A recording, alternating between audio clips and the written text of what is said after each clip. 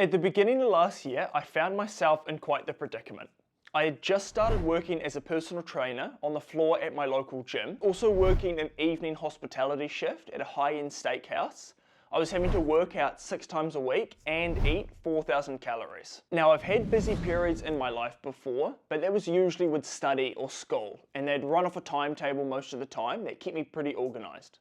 This was the first time in my life where I got to choose what time I started working, what time I finished working, how long I wanted to work for, and then also manage other people mixed in there. I was thrown in the deep end without an inflatable, and I was sinking. My big realization that something had to change fast was when I'd completely forgot a session I had booked with one of my long-term clients. Receiving that text from him at 9 a.m. was like a punch in the gut. And it was the wake-up call that I needed to realize I had to get on top of everything. Why is it that we've all got 24 hours in the day, but some of us can get through mountains of tasks while other people can barely get one job done? While looking for a solution to my problem, I stumbled into the topic of productivity and learned 3 key overarching principles that helped me revolutionize my day. And in today's video, I'm going to share those 3 key principles with you and give you the tools required to revolutionize your own days so you can get more done in less time. If you're new here, my name's Louis. I've helped multiple guys organize their lives so they can prioritize their health and fitness. And by far, the first and most common excuse I hear guys throw out there is I just don't have the time. So how do we solve this? Well, let's first start by looking at your day.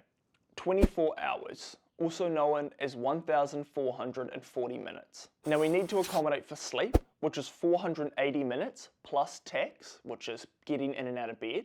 We also need to accommodate for work, which is another 480 minutes, plus tax, which is commuting times. That leaves us with roughly 420 minutes, which is about 7 hours. Now, it might be upwards of 7 hours, downwards of 5, but whatever that time frame you've got there, that's your time budget. Now, I'm not going to sit here and ask you to fill up that 5 hours with as many pointless tasks as you can find, but there is a huge benefit to finding 1 or 2 really valuable and fulfilling tasks that you can invest some of those minutes into. Firstly, it's going to give you something to focus on outside of just work. I've talked to a lot of guys who feel like it's just work that they do. Their life is solely built around work, and they've got no sense of control or fulfillment.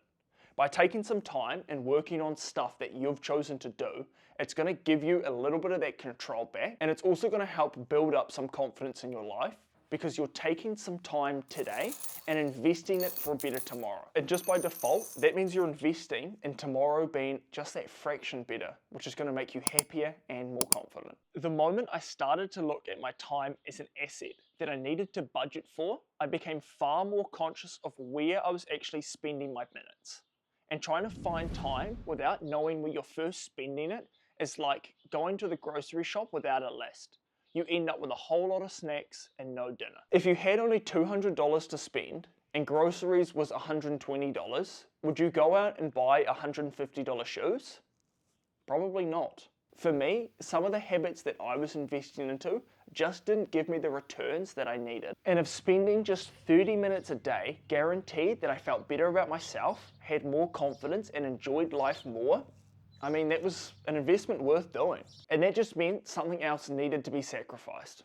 It's just the name of the game. So this is the first action I think you need to do at least once, and that's create a time budget.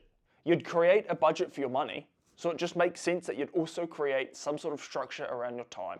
And if a part of you has some internal resistance from doing it, it's all the more important that you go ahead and do it. Because we both know if you're too scared to look, it means you're not going to like the answer. And it's a sad existence for guys that let their life tick away while they actively choose to be ignorant to it. So figure out where your time's actually going and ask yourself, can I take some minutes from these activities and invest them elsewhere? Which admittedly is going to bring hurdles of its own. Because how do we actually know what tasks we want to invest into? Because having a budget of our time's all well and good, but if we don't know where we actually want to spend those surplus minutes, we might end up spending weeks or months doing something that doesn't really lead anywhere or could just be done better. Prioritization. Growing up, I was a huge gamer, to the point it started to have a pretty bad impact on my life.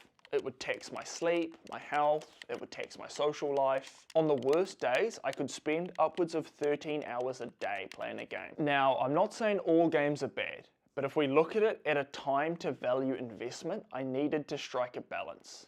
And when I picked up my personal training job, video games and TVs were the first to be reduced. Now, I didn't quit them entirely. I'd still jump on for an hour or so where I could, but the reality was I had surplus time invested into them, and I couldn't pull minutes from anywhere else. And you know what happened when I did reduce the time? It simply meant I was more present and enjoyed the activity more because it was short-lived time. So along with your time budget, figure out what you can't live without, what you can live without, and also just accept that you are going to have to make sacrifices for activities you don't enjoy doing, but are doing for the greater picture. We've all got to do them. It's just a function of life. And keep in mind, you can just try something for a week to see how it feels. Me in my prime gaming days would have gone, nah, no way. I need at least an hour of gaming to relax. But I wouldn't have actually known that if I didn't go ahead and stress test that theory to see if I could actually live without that hour of gaming. Now, if you've made it this far in the video and you're feeling a bit crappy, I do apologize. But this last principle is our saving grace, and it's the sole reason we can have our cake and eat it too. The Pareto principle, also known as the 80-20 rule, states that 80% of the consequences comes from only 20% of the causes.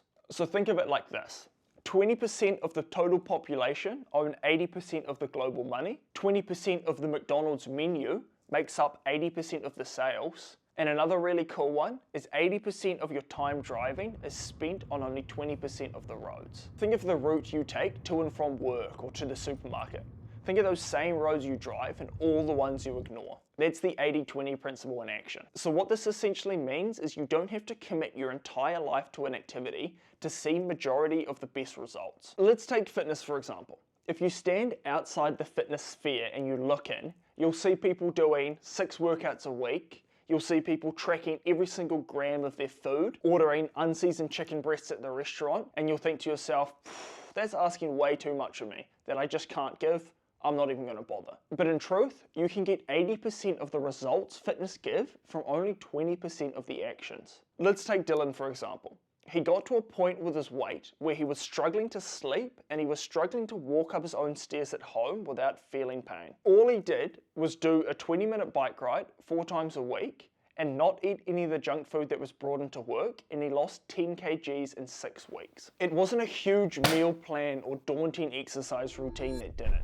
It was simply cutting out 1 or 2 seamlessly insignificant aspects of his life, and everything else just fell into place. There's 1 or 2 small changes that could solve 80% of your problems. So now you've got an understanding on where your time's going, you know what the most important tasks are that need to be done, and you understand that it only takes a little bit of investment to reap majority of the rewards. And if it's the gym you're hitting, be careful not to make these super common gym mistakes that could cost you years of progress.